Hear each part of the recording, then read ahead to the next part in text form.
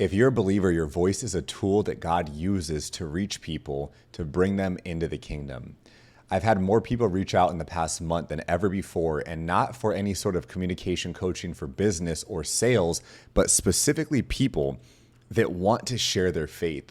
And it had me thinking, it got me so inspired to think that people are willing to invest in themselves to share their faith more boldly. Because when you have the ability to communicate the issues that we all have in life, such as being afraid, because when you communicate well, people feel God's presence through you before you ever even mention his name. The presence you have when talking to someone, maybe it's that warmth, that eye contact, that smile, that spirit that you carry. When you carry that, people notice something's different. And that's one of the best ways to honor God. The reason being is because better communication, it removes fear from entering a room. And I talk to so many people that say they want to be able to pray more boldly for people in public, at church, wherever it is. And they're not actually asking to communicate more effectively. They're asking, how do I remove the fear I have in my mind? And maybe you're someone who has a ton of fear when you're speaking to people. Maybe it's just a little bit of fear. Maybe there's any bit of hesitation that stops you from being bold and sharing your faith out at the gym, at a gas station, to your friends. Maybe it's your family. The reason why this is happening is because of a few things. Number one, we all have fear of judgment at some point. We have fear of rejection, fear of abandonment, fear of being seen. All of these subconscious beliefs that we have running, they're sort of like old computer programs that we're trying to, it's brand new iPhone 17, but we're running iPhone 11 computer programming. And this happens, this keeps us stuck because we don't understand that old programming is going to make the new device run slow. So we're a new creation. We're born again believers, but our old thoughts and beliefs are no longer serving us. And that's why Romans 12:2 is so powerful. It says, be transformed by the renewing of your mind. So therefore, if my mind is not renewed, how do I expect the transformation? You've gotten the transformation in church. You've gotten breakthrough. You've gotten healing. You've released stuff. Great. But now it's your time to go from being on the defense, just taking all this stuff out of you, protecting what you have, to going on the offense and taking territory for the kingdom. And for you, maybe this looks like speaking on a stage, on a podcast. Maybe it's talking to someone one-to-one at church. Maybe it's just being more bold and sharing who you are. Maybe you're in the marketplace and you want to sell more. You want to be able to speak more about what you do with your product and your service. And you understand that your ability to use your words to create influence is not just important, but it's essential. So much so that Proverbs 18:21 says that death and life are in the power of the tongue. You have death and you have life. I don't know how much further you can get on this spectrum of the most important thing in the world and the most scary thing in the world. The absolute best outcome, life. The absolute worst outcome, death. And if it's saying that's the power that your voice has, the power that your tongue has, it probably shows you that's something you should spend time developing. Now, clear communication, it makes your testimony, it makes your business easy for people to understand. I've talked to so many people that I know their testimony. They have a very powerful testimony, but when they share it, it just falls flat. And to be very honest, they're not inspiring people with it. They're not bringing people to the kingdom, not because their testimony is not powerful, but because they have fear telling it, or they're not telling it in a way that's actually compelling.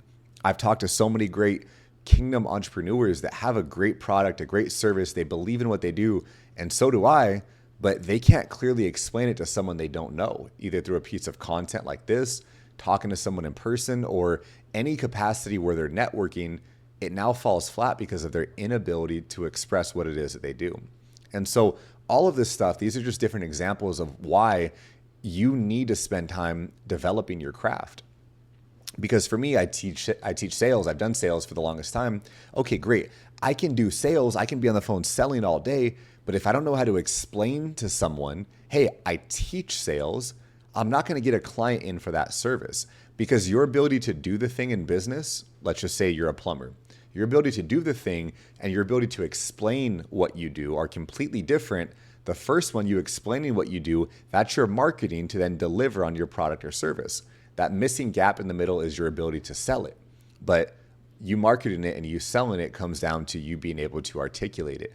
And so often people want to say certain things. They want to be in a position where they're using their voice for ethical influence. you're helping people with it, but something is holding you back. So what I help people do in my coaching, we rewire your entire programming. I start to bring up all the things from your past, your subconscious, that are keeping you stuck, different things you're afraid of. I was working with a client last week, and he hired me for this communication coaching, which he thought was to craft a speech and become a more effective communicator. And absolutely, that's what we're doing. But beneath all that, giving him what he wants, I'm doing what he needs.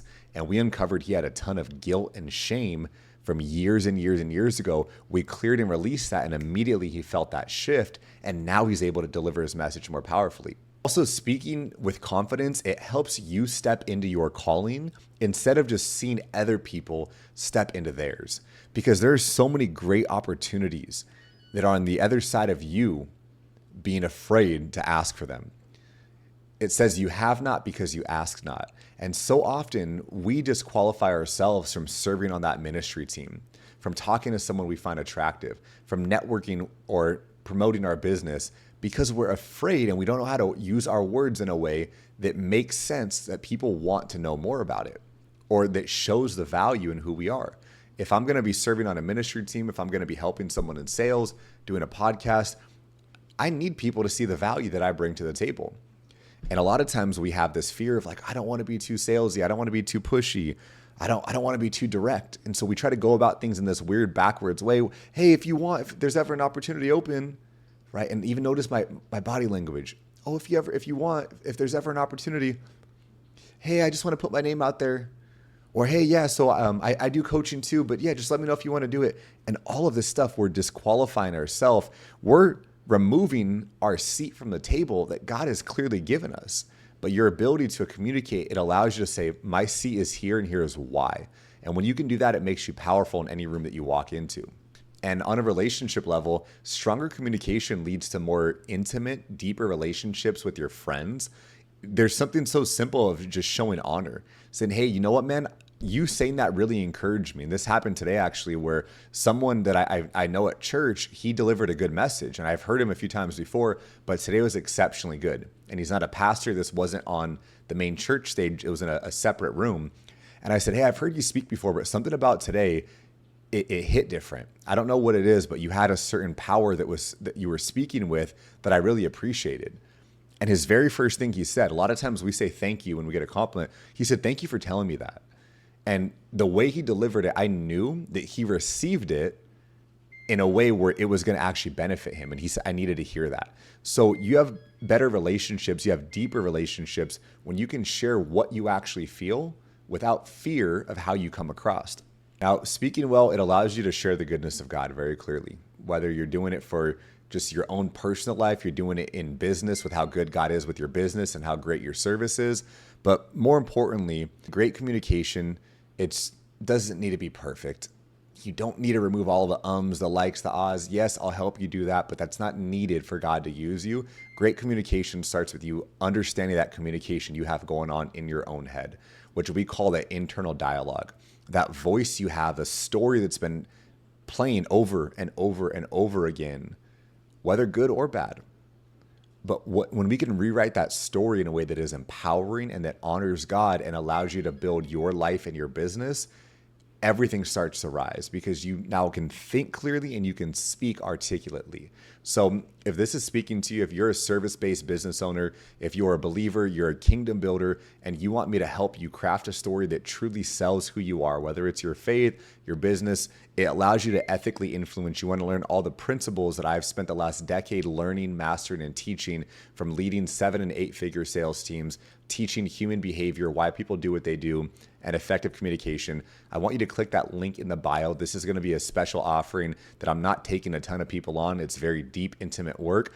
I'm going to help you overcome a lot of stuff with deep inner healing work.